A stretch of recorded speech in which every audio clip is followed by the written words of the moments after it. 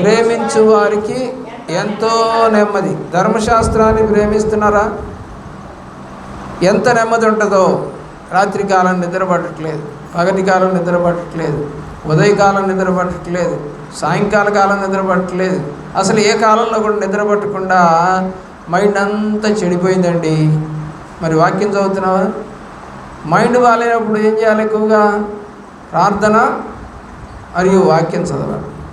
అంతేగాని ఆ అమ్మగారితో, ఈ అమ్మగారితో, ఈ గారితో, ఆ గారితో చూడు తోడబుట్టిన వాళ్ళతో, బంధువులతో నీ యొక్క బాధనంతా వెళ్ళబోసుకుంటే ఏం ప్రయోజనం లేదు. ఇప్పుడు ఒక అమ్మాయి ఫోన్ చేస్తామని ఇందాక వస్తామంటే మా టీచర్ గారికి, ఆమె ప్రార్థన చేయదు.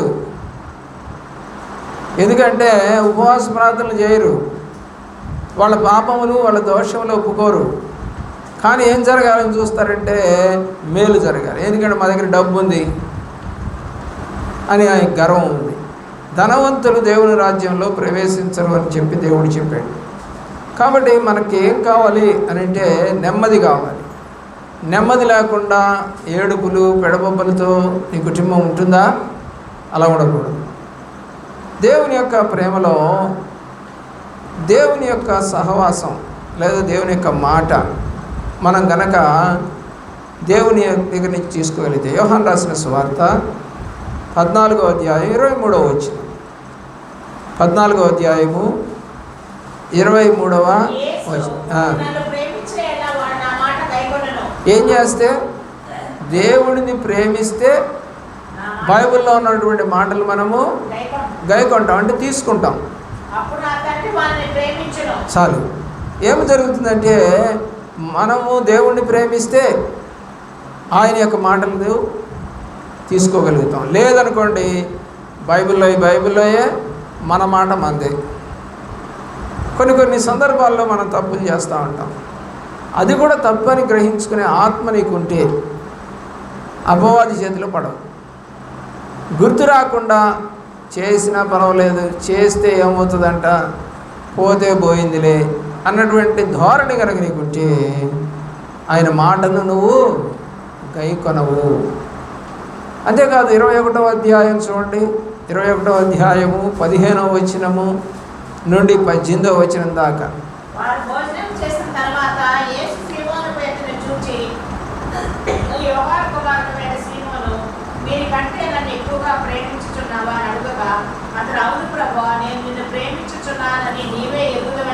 ఇక్కడ ముమ్మారు దేవుడు పేతురుని అడుగుతాడు. 3 సార్లు అతను అబద్ధం ఆడాడు. ఇక్కడ 3 సార్లు ప్రేమిస్తున్నామని అడిగాడు, ప్రేమిస్తున్నానని చెప్పాడు. ఆ 3 సార్లు అబద్ధం ఆడినప్పుడు కోడి కూసింది, పశ్చాత్తాపడ్డాడు. ఇప్పుడు మళ్ళా ప్రభువారే చనిపోయిన తర్వాత తిరిగి లేచినప్పుడు ఇతని దగ్గరికి వచ్చి మాట్లాడుతూ ఉన్నారు. అయితే అతను ప్రభువారు అడిగినప్పుడు అతనికి 3వసారి ఏమొచ్చిందంటే వ్యసనం వచ్చింది అని రాసింది. కాబట్టి మాటికి అడుగుతున్నాడు, ప్రేమిస్తావనా అని. విసుకొచ్చింది. ఇళ్లల్లో కానీ బంధువులు కానీ, ఒక బ్రదర్ని నేను ఇళ్ళకి చర్చికి వస్తా ఉంటే, బ్రదర్ మరి సిద్ధపడవచ్చు కదా దేవుడి రాజ్యం కొరకు అంటే, అతను అన్నాడు దేవుడి రాజ్యం కొరకు అంటే ఏంటి అంటే అన్నాడు. ఏం లేదయ్యా, దేవుడు సువార్త చెప్పడం, సాక్ష్యం చెప్పడం, పాపం ఒప్పుకోవడం. అమ్మో అట్లాంటివి కుదరవు సార్, చర్చికి రమ్మంటే వస్తా కానీ మరి బాప్తిజం తీసుకోవడం, పాపాలు ఒప్పుకోవడం ఇలాంటివి అయితే నేను చేయను అంటే ఇక్కడ మనకి ఏమర్థం అవుతుంది చెప్పండి? మాటికి అడుగుతుంటే విసుక్కొని కొన్నాళ్ళకి మానేశాడు కూడా చర్చి. కానీ పేతురు ఇక్కడ మానేయలేదు, వ్యసనపడటం జరిగింది. ఏంటి ఇన్నిసార్లు అడుగుతావు, నీకు తెలీదా అంటాడు చివరిసారి. ఏమన్నాడు చూడండి, నీకే తెలియను. చూసావా అన్నాడు, నీకే తెలుసాయి అన్నీ, ఎందుకని మళ్ళీ అడుగుతావు? నీకు తెలుసు కదా దేవా, ఎందుకు మళ్ళీ అడుగుతావు? నేను వస్తున్నాను కదా అయ్యగారు, ఎందుకు మళ్ళీ అడుగుతారు? అమ్మా ఏం లేదులే, వస్తున్నావు కానీ ప్రవర్తన సరిగా ఉందా లేదా అని అంటే, మీకు ఎందుకండి అవన్నీ, మీ చర్చికి వస్తున్నాం చాలదా అన్నటువంటి వాళ్ళు కూడా ఉన్నారు. కాబట్టి దేవుడు ఎందుకు అడుగుతాడంటే అర్థం చేసుకుంటాడేమో వీడు అని అడుగుతున్నాడు. కానీ తనకి మనసులో ఏముందో ఆయనకి తెలియదా? అన్నీ తెలుసు.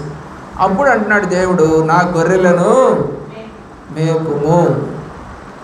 ఏమంటే మొదటిసారి చెప్పాడా? చెప్పలా. రెండోసారి చెప్పాడా? చెప్పలా. మూడోసారి చెప్పాడా? చెప్పలా.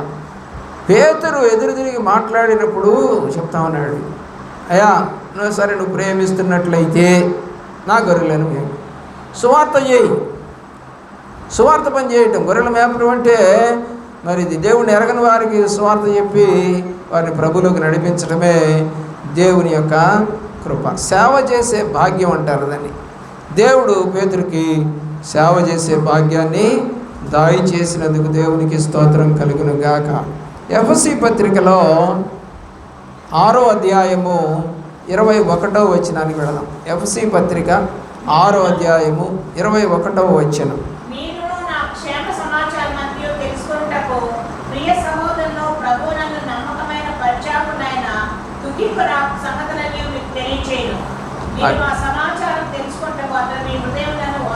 ఆరోధ్యాయం 21వ వచనంలో దేవుడు మనకి ఏమిస్తానంటున్నాడంటే అత్యధికమైన కృపను దయచేస్తానంటున్నాడు. దేవుని యొక్క కృప అపారమైనది. ఆ కృప ఎవరికి ఇవ్వాలో వాళ్ళకే ఇస్తాడు. అందరికీ రాదు కృప అంటే. చాలామందికి కృప అంటే తెలియదు కూడా. కృప అంటే ఏంటంటే ఎప్పుడూ సమస్తము సమకూడి మేలు జరుగుతూ ఉంటుంది అని రోమాపత్రిక మూలవాక్యంలో మనం చదువుకున్నాం 8:28. కాబట్టి దేవుణ్ణి ప్రేమిస్తే ఆస్తికర్తలుగా చేస్తాడు, అదృశ్యమైన ఆశీర్వాదాలు ఇస్తాడు. కీర్తన 119, 165లో నెమ్మది కలగజేస్తాడు. అలాగే యోహాను రాసిన సువార్త 14:23 దేవునితో సహవాసము చేస్తే మనం ఆయన మాట కైకొంటాము. అలాగే సేవ చేసే భాగ్యాన్ని ఆయన మనకి ఇస్తాడు, అత్యధికమైన కృపనిస్తాడు. రోమాపత్రిక 5:21లో 5వ అధ్యాయము 21వ వచనం, మన అపరాధములను కూడా ఆయన క్షమిస్తాడు. మన అపరాధములను క్షమించే దేవుడు ఆయన. ఎందుకంటే ఆయన మనం ప్రేమిస్తున్నాం కాబట్టి.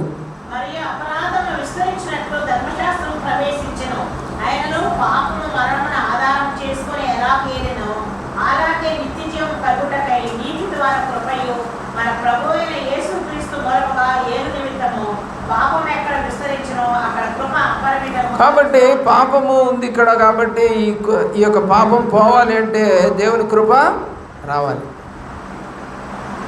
పాపాన్ని ఒప్పుకుంటూ పోతుంటాం, కృప వస్తూ ఉంటుంది. అర్థమవుతుందండి? మురికి నీరు కలిగిన గ్లాసుని పంపు కింద పెడితే నీళ్లు వెంటనే తెల్లగా మారవు, కొంత సమయం తీసుకుంటుంది. ఆ మురుగు నీరు అంతా బయటికి పోతూ పోతూ పోతూ పోతూ పోతూ ఉంటుంది. ఇప్పుడు ఏమొస్తూ ఉంది పైనుంచి? నీరంటే దాహం తీర్చేది, అంటే నీరంటే నీ జీవితాన్ని మార్చేది, నీరంటే రక్షణ ఇచ్చేది, నీరంటే మారు మనసు ఇచ్చేది. దేవుని యొక్క వాక్యము ద్వారా నింపబడుతూ ఉన్నప్పుడు ఆయన కృప నీ మీదకి వస్తూ ఉన్నప్పుడు నీ పాపము తొలగించబడుతుంది. ఇక పాపం చేయాలని అనిపించదు. అపరాధములన్నీ కూడా క్షమించబడతాయి. కాబట్టి పాపం ఎక్కడుందో అక్కడ కృప కూడా ఎక్కువగానే విస్తరిస్తూ ఉంటుంది. 2 కొరింథీ పత్రిక 12వ అధ్యాయము 9వ వచనం. 2 కొరింథీ పత్రిక 12వ అధ్యాయము 9వ వచనం. మన బలహీనతలో ఆయన మనకు బలమునిచ్చేవాడు.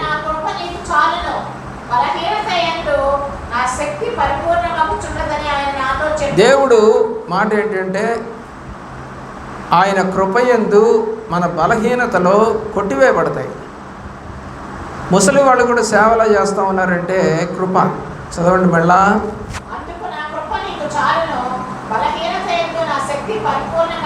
బలహీనతలో దేవుని శక్తి పరిపూర్ణమవుతుంది.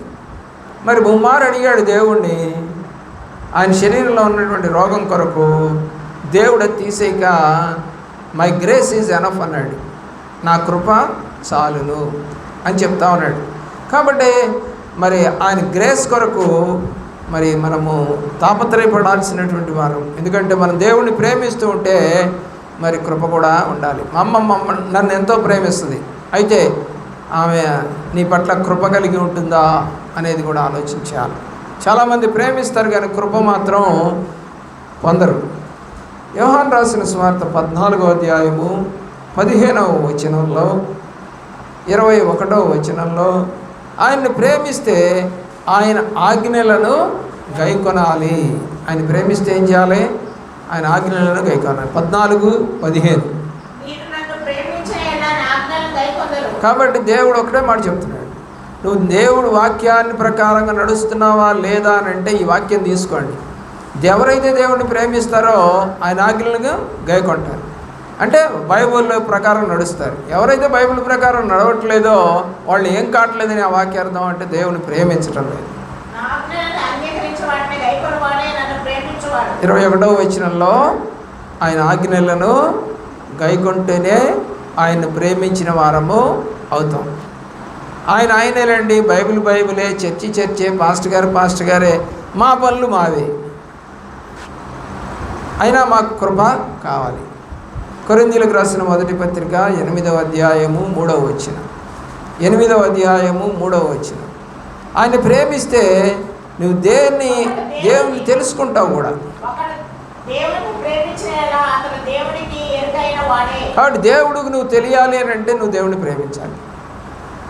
ఎవరన్నా తెలిసిన వాళ్ళు ఉంటే, ఏమంటే మీరు మిమ్మల్ని బాగా ప్రేమిస్తాడంటే, ఆ అబ్బాయి పేరు నాకు తెలియదు కానీ ఎర్రగుంటాడు, ఎత్తుకుంటాడు, పొడుగుంటాడు, కర్లింగ్ హెయిర్ అని చెబితే మనకి అలా అర్థం కాదు. కొన్ని సందర్భాల్లో అదేనండి, మీ అబ్బాయి అంటే భలే ఇష్టం అంటండి, మీరు భలే ప్రేమిస్తారంట అబ్బాయి అంటే, ఓహో అతనా అని చెప్తాం. అలాగే దేవుడు కూడా ఆయన్ని బహుగా ఇష్టపడితే మీరెవరో నాకు తెలుస్తారు, లేకపోతే తెలియరు. కాబట్టి ఎవరు ఎక్కువగా మనం ప్రేమిస్తామో వాళ్ళని బాగా తెలుసు అని చెప్పేస్తాం సమాజంలో. నిర్గమాకాండంలో 20వ అధ్యాయము 6వ వచనంలో ప్రేమిస్తే 1000 తరాల వరకు కరుణ కలగజేస్తానని చెప్పాడు. 1000 తరాలంట. 1000 తరాలంటే 10,000 సంవత్సరాలు. 10,000 సంవత్సరాలండి 1000 తరాలంటే. లేదా కాబట్టి దేవుడు నిజంగా నువ్వు ఇప్పుడు కనుక ఆశ్రయిస్తే మరి రాబోతున్న దినాల్లో దేవుడు నీ కుటుంబములకి ఆశీర్వాదకరంగా ఉంటాడు. ద్వితీయోపదేశకాండం 5వ అధ్యాయం 10వ వచనం కూడా చూడండి. 5వ అధ్యాయము 10వ వచనం ద్వితీయోపదేశకాండం. 5 నన్ను ప్రేమించి నా ఆజ్ఞలను గైకొను వారి విషయంలో. కాబట్టి 2 మాటలు ఉన్నాయి, ప్రేమించాలి, ఆజ్ఞలను గైకొనాలి. 7వ అధ్యాయం 9వ వచనం కూడా చూడండి. ప్రేమిస్తే వారికి నిబంధన స్థిరపరచువాడు.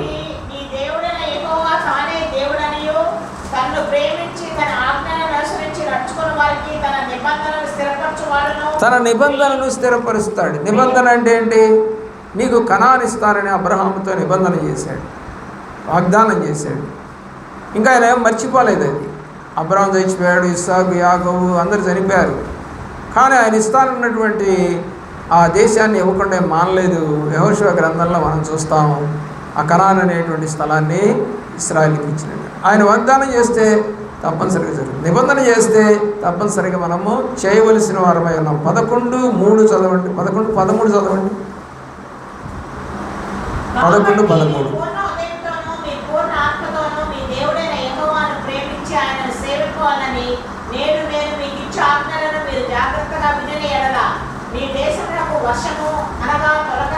సరే, ఇక మేళ్ళు అనేవన్నీ కూడా చెప్తున్నాడు. నన్ను గనక ప్రేమించి నా ఆజ్ఞలు గనక అనుసరించి నడిస్తే గనక జరిగే మేళ్ళని కూడా చెప్తాడు.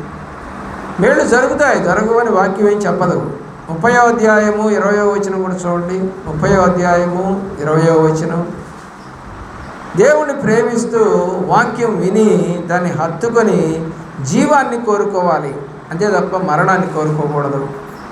30:20.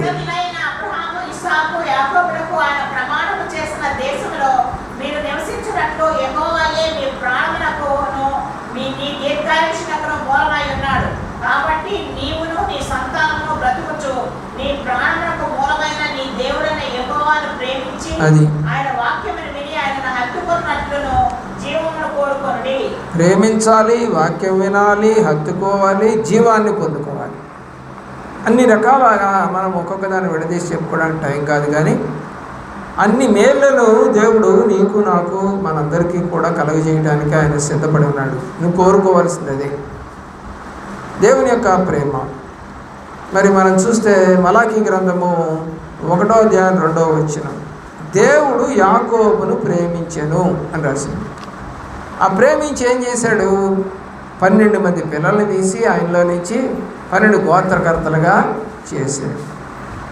దేవుని యొక్క ప్రేమలో ఆదికాండములో 41వ అధ్యాయము 41 నుంచి 44 వరకు చూస్తే దేవుని ప్రేమించినటువంటి యోసేపు ఏమయ్యాడంటే ఐగుప్తు దేశంలో ప్రైమ్ మినిస్టర్ అయ్యాడు. ఏమండి, రాజు తర్వాత రాజు అంత హోదా ఇచ్చారు. మనకు కూడా దేశంలో మరి ప్రెసిడెంట్ గారు ఉంటారు, మన రాష్ట్రపతి గారు ఉంటారు. అయితే రాష్ట్రపతి గారు ఏమి పరిపాలన చేయరు, కానీ ప్రధానమంత్రి గారే పరిపాలన చేస్తారు. అన్నీ కూడా లోక్సభలో ప్రవేశపెడతారు, రాజ్యసభకి వెళుతుంది, ఆ తర్వాత రాజముద్రకి వెళుతుంది. అయితే ఆమె కూడా లేదా ఆయన కూడా ఆ దేశంలో పాలుభూములు పొందుతారు. కానీ హెడ్ అంతా కూడా ఎవరండి? బైబిల్లో చెప్తా ఉంది, యోసేపే. చూడు, ఆయన అంటున్నాడు ఫరో రాజు, చదవండి ఆదికాండం 41:41. మరియు ఫరో చూడుము, ఐగుప్తు దేశమంతటి మీద నిన్ను నియమించి ఉన్నానని యోసేపుతో చెప్పెను.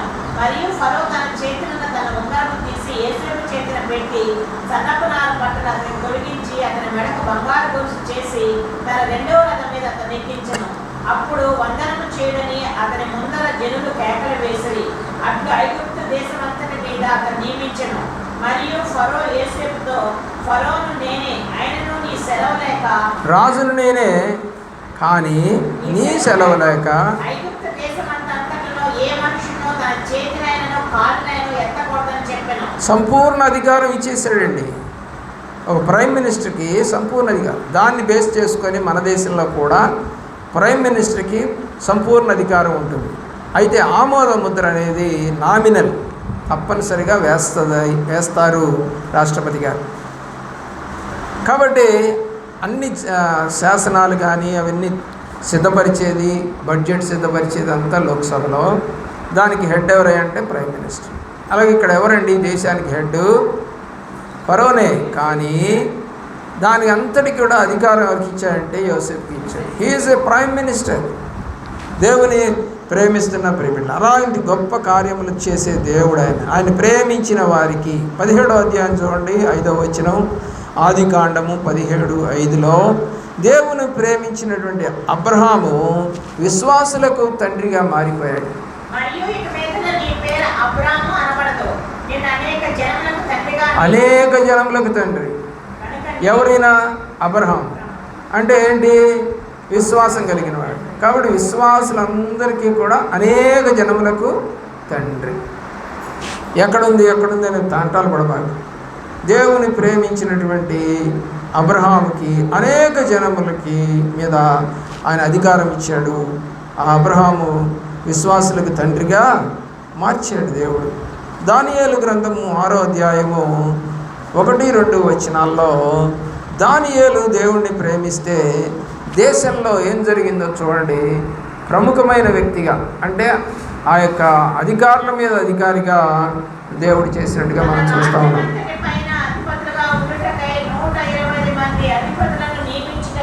120 మంది అధిపతులను నియమిస్తే మళ్ళా వారందరి మీద మళ్ళీ 3 ప్రధానులుగా చేస్తే ఆ 3లో దానియేలు ముఖ్యుడు. అంటే దానియేలుకి హెడ్ ఆఫ్ ది డిపార్ట్మెంట్ ఇచ్చేశారు. మళ్ళీ ఆ 2 కూడా ఈయన కింద పనిచేయాలి. మొత్తం 3 కలిసి ఎన్ని సంస్థానాలండి? 120 సంస్థానాల మీద 3 పని చేస్తారు. అయితే 2 పని చేస్తారు. వాళ్ళిద్దరి మీద కూడా హెడ్ ఎవరంటే దానియేలు. అంటే ఒక్కొక్కరికి 60 సంస్థానాలు వస్తాయి. వీళ్ళందరి మీద హెడ్గా దానియేలు ఉంటాడు. సుప్రీం పవర్ ఇచ్చేశాడు దేవుడు ఆనాటి అన్య రాజు చేత. కాబట్టి మనం ఆలోచన చేస్తే 3వ అధ్యాయం 30వ వచనంలో కూడా శద్రకు మేషకు అబేద్నెగోలు దేవుని మహిమపరిచినప్పుడు, ఆయన ప్రేమించినప్పుడు అక్కడ రాజు రాయించిన శాసనాన్ని బట్టి చదవండి. అంతటి నుండి రాజు షడ్రక్ మెషక్ అబేద్నెగో అను వారిని బబులోను సంస్థానంలో హెచ్చించెను. చూసారా, ఆ ముగ్గురిని చంపేయాలనుకున్నాడు, కానీ వాళ్ళనే హెచ్చించాడు. ఎందుకంటే వాళ్ళు దేవుని ప్రేమించారు, వదలక ప్రేమించారు. అపోస్తల కార్యగ్రంథము 9వ అధ్యాయం 15వ వచనంలో 9వ అధ్యాయం 15వ వచనంలో పౌలు అన్ని జనులకు సువార్త చేయటానికి దేవుడు ఎన్నుకున్నాడు. కారణం ఏంటంటే అతను దేవుడిని ప్రేమించాడు కాబట్టి.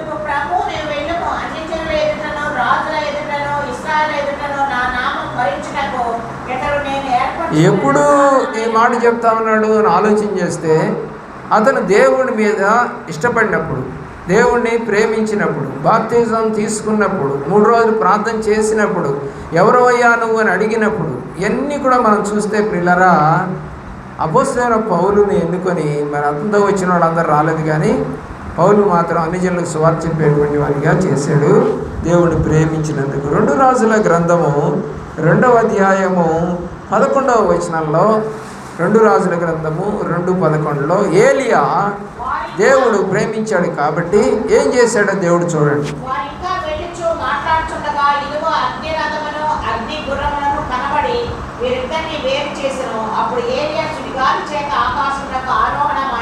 సావకుండా వెళ్ళిపోయిన వాళ్ళల్లో ఏలియా ఒకడు. దేవుని ప్రేమిస్తున్న ప్రియ బిడ్డలారా, మరి చనిపోయినని రాయబడింది మోషే గురించి, కానీ ఎక్కడున్నాడో ఆయన సమాధి ఎక్కడుందో తెలియదు ఎవరికి. కాబట్టి ఆలోచన చేయండి, దేవుని ప్రేమిస్తున్న ప్రేమిట్లరా. అలాగా ఏలియాను కూడా ఎంతకాలం చూశారు, కానీ దొరకలేదు.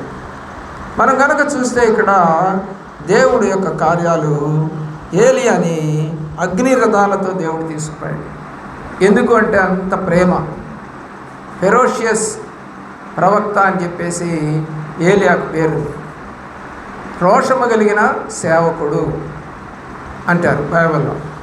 రోషం కలిగిన సేవ ఈరోజు చేయట్లేదు చాలామంది. బైండ్ ఓవర్ అయిపోతా ఉన్నారు.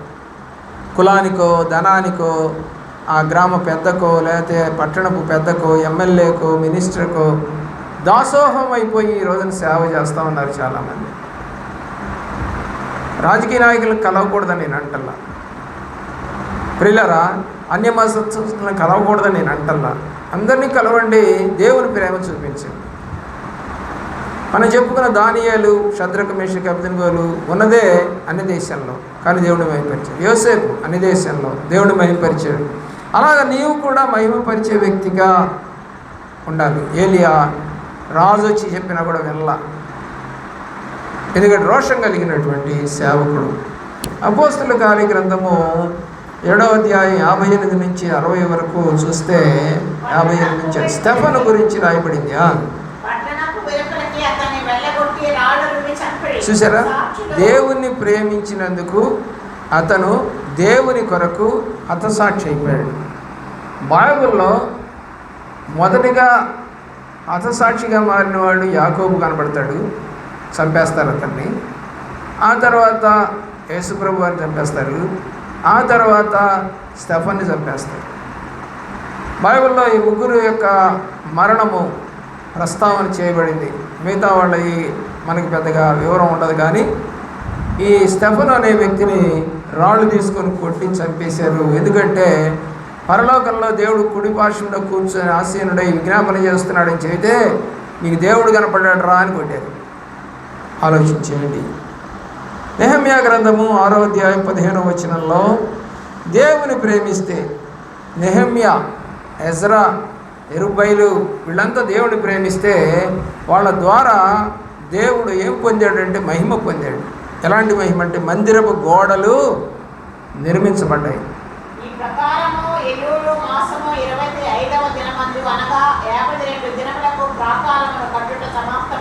చూసారా, మరి నీవు కూడా దేవుని ప్రేమిస్తే మీ ఇంటి కూడా అనేకమైన అద్భుతములు, ఆశ్చర్య కార్యములు ప్రభు అయిన యేసుక్రీస్తు వారు జరిగించుదురు కాక. ఆలోచన చేయండి, ప్రభువా నేను కూడా బైబిల్లో వాళ్ళు ఎలాగైతే ప్రేమించారో నేను అలా ప్రేమిస్తాను. అంతేగాని ఏదో స్వలాభం కోసమో, లేకపోతే ఏదన్నా ఈ భూమి మీద నాకు ఏదైనా దొరుకుతాయనో, ధనం వస్తుందనో, స్థలం వస్తుందనో, భూములు వస్తాయనో నిన్ను కాదని మాత్రం తిరగనయ్యా. నీకు ఇష్టమై నువ్వు ఏది ఇస్తే తీసుకుంటా అనే నమ్మకం నీకు రావాలి. అలాంటి పరిస్థితి నీకు దేవుడు దయచేయునుగాక. ముఖరించండి, ప్రార్థన చేస్తున్నాం. ఈ కాజా గ్రామములో మరి ఈ ఆగస్టు మాసము ఈ 29వ తేదీ గురువారం దినము ప్రత్యేకమైన కోడికలో మనం కూర్చొని ఉన్నాం. చేరిన వారంతా కూడా మరి కాజా గ్రామం గురించి ప్రార్థన చేస్తూ ఉన్నారు. మరి అలాగే ఆయన పనిలో తోడుగా ఉంటున్నాడు, రాకపోకల్లో తోడుగా ఉంటున్నాడు, ఆరోగ్యంలో తోడుగా ఉంటున్నాడు. మరి చుట్టూ అనేకమైన జ్వరాలు ప్రవేశించి ఉన్నాయి. మరి టైఫాయిడ్, డెంగ్యూ, మరి రకరకాల విష జ్వరాలు, మరి అలాగే మంకీ పాక్స్ అని చెప్పేసి ఏదో కొత్త రోగం వస్తుందని చెప్తున్నారు. ప్రభా, ఏదొచ్చినా ఏ తెగులు మీ గుడారం సమీపించదని 91వ కీర్తన మీరు మాకు సెలవిచ్చారు. కరోనా టైంలో మమ్మల్ని జ్ఞాపకం చేసుకున్నారు.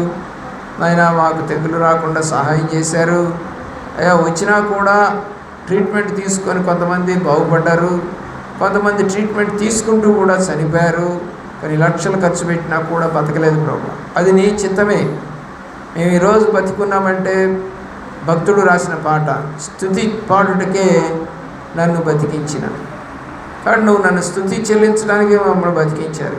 అంతేగాని మా గొప్పతనం వల్ల, మా శక్తి వల్ల, మా బలం వల్ల, మా దేశం యొక్క వ్యాక్సిన్ వల్ల, మందుల వల్ల కాదు. వాళ్ళకు కూడా మందులు ఎక్కించారు, వేల రూపాయలు ఇంజక్షన్లు ఎక్కించారు, కానీ బతకలేదు. కేవలం నీ కృప. అలాగే ఇప్పుడు కూడా అనేక మంది రోగులుగా మారిపోతూ ఉన్నారు. హాస్పిటల్ నిండిపోతూ ఉన్నాయి. హాస్టల్లో తిండి వల్ల, అలాగే హాస్టల్లో వచ్చిన ప్రబలినటువంటి రోగాల వల్ల, మరి అలాగే వరదల వల్ల, నాయన న్యాచురల్ కెలామిటీస్, ఎన్నో ప్రాబ్లమ్స్ వల్ల భూమి అంతా కూడా కుళ్ళిపోతూ ఉంది. ఆ కుళ్ళిపోయిన దాని నుంచి ప్రవేశిస్తున్నటువంటి ఈ దోమల వల్ల నాయన ఎంతో అనర్థం జరుగుతుంది. కానీ ఈరోజు వరకు దోమల మందు కొట్టుతున్న వాళ్ళు కనపడలేదు మాకు. ఇదివరకు దోమల మందు కొట్టేవాళ్ళు వచ్చేవారు. కానీ ఇలాంటి పరిస్థితుల్లో కాలువల్లో దోమలు పెరగకుండా మందు కొడుతున్న వాళ్ళు రావటం లేదు. మరి అలాగే చెత్త కుప్పలు తీసుకునేవాళ్ళు సరిగ్గా తీసుకెళ్ళడం లేదు. ప్రభా, ఎన్నో ప్రాబ్లమ్స్ వల్ల ఈ పురుగులు మరియు దోమలు, తెగుళ్ళు, రోగాలు ప్రబలుతున్నాయి. వాటన్నిటిని తట్టుకునే శక్తి నీ బిడ్డలైన మాకు దయచేయండి. నీ వైపు చూస్తూ ఉండగా మీరే మాతో ఉండండి, నడిపించండి. నూతనాత్మలను దయచేయండి ప్రభువా.